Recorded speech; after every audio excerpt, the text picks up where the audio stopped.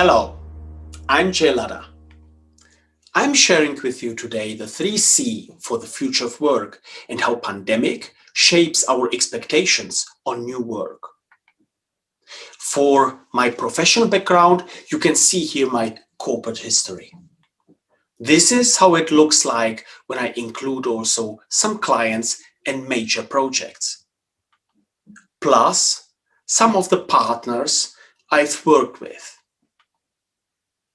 All of these are expanding my horizons and of course shaping expectations. These first-hand experiences enabled me to actively shape the future of work by developing a vision of these future workplaces, of the prerequisites, and to pick the best of all worlds.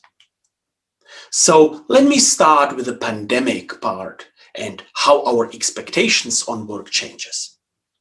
The world how we know it has changed radically, and is still changing. Some people hope that the old normal will return because of the uncertainty of the new. It will not. Because we already entered the transformation, and some symptoms accelerate this transformation the more we fight it. The ones who are willing to adapt see many opportunities. This massive shift towards home office, or better, remote work, already changed some companies. What started as a leave for a short time, 3 or 4 months, lasts and an ending is still not in sight. Some companies even completely gave up their headquarters and released their employees to permanent remote work. Controlling itself discovered the potential savings. Less parking spaces, less cleaning, less coffee, and also less toilet paper to spend money on. These employees that are now in permanent remote work started to move away from their business locations to where their families and friends live, establishing a new work-life balance. Urban mobility changed while we moved away or while we stay in home office. Flexible mobility, like e-bikes that gained 71%, or bicycles plus 67%, and so on. This flexible mobility is booming. With every lockdown, with every restriction, we get back a bit of control over our mobility. It's not just a German trend, it's global. The numbers are clear. People also started to discover the idea of minimalism. Quality instead of quantity. Do I need 3 or 4 cars? Do I need a closet full of stuff that I don't wear? Now, they are questioning how their work will look like in the future. Fact is, it will not go back to the previous. The people want to escape processes, competition, and they don't want to be managed.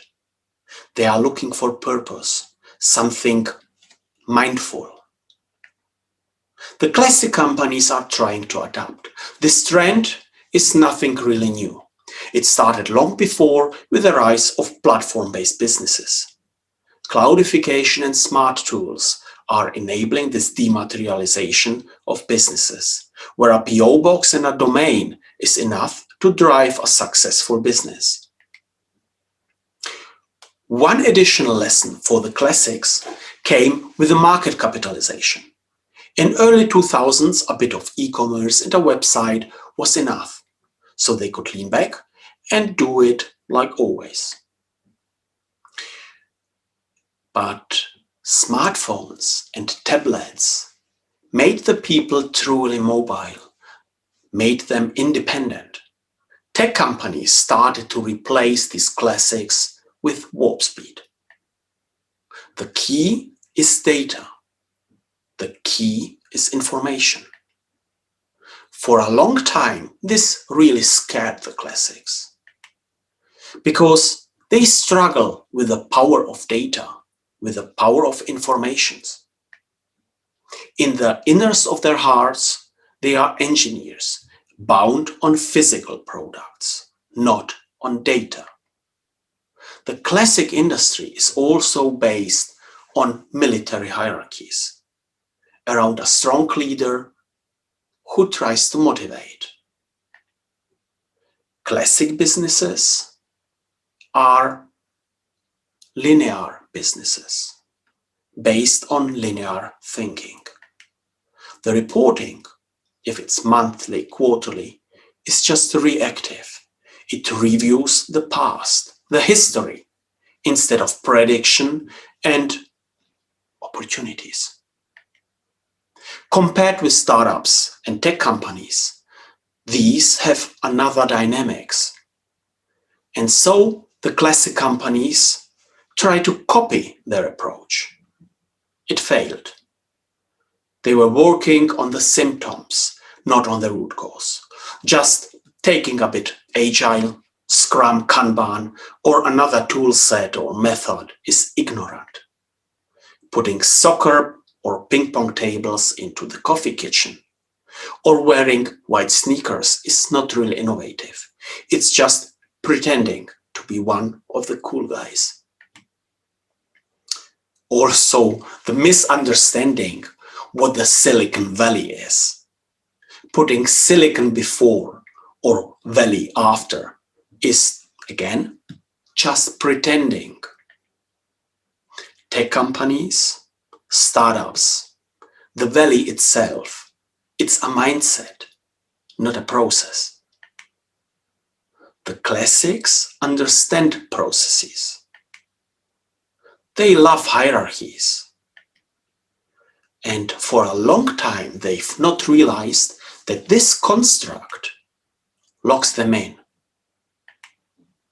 So what exactly is behind this transformation that we are in? What's needed? What is this mindset really about? And how to change your mindset? Well, it's about understanding what made us successful. Being curious, staying curious. It's about work transparency, being open-minded, sometimes even to unlearn the old things and to relearn new ways. It's about to escape competition. The new way people are demanding is about a purpose. A regular work life so far is linear. It needs to fit into our classic life. This is my life. And if you remember the spectrum of purpose and smash a bit color onto my resume, which is very patchworky, you see in what direction I am heading. This is what people ask me during workshops, how to achieve this, how to go into the green.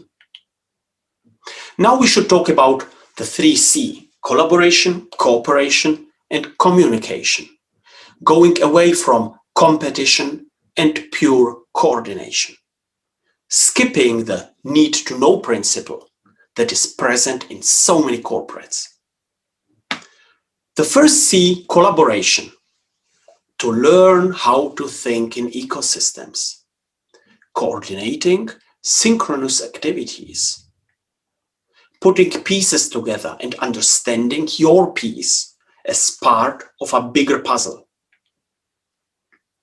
Collaboration is about how to self-organize, how to take responsibility, and how to work in a modular way.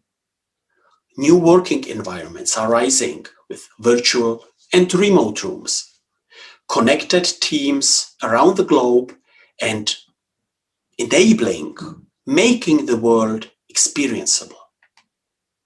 Okay, this is how it really looks like, but come on, we are on a good way. The second C is about cooperation. More than just collaboration. to see the big picture, the way how to work together and how to support each other. Need to know information hiding is self-defeating. It does not work anymore. The third C we need is improved communication. It's not about command and obey. It's about understanding. It's about enabling and sharing. To unify our communication channels, we need multimodal communication. When you need it and how you need it. Communication is seamless, not dealing with gazillions of apps. Keeping an eye on the human, not UX for the user, it's about HX for human. Why? Because humans are visually oriented. 90% of processed information by our brain is visual. 93% of human communication is visual.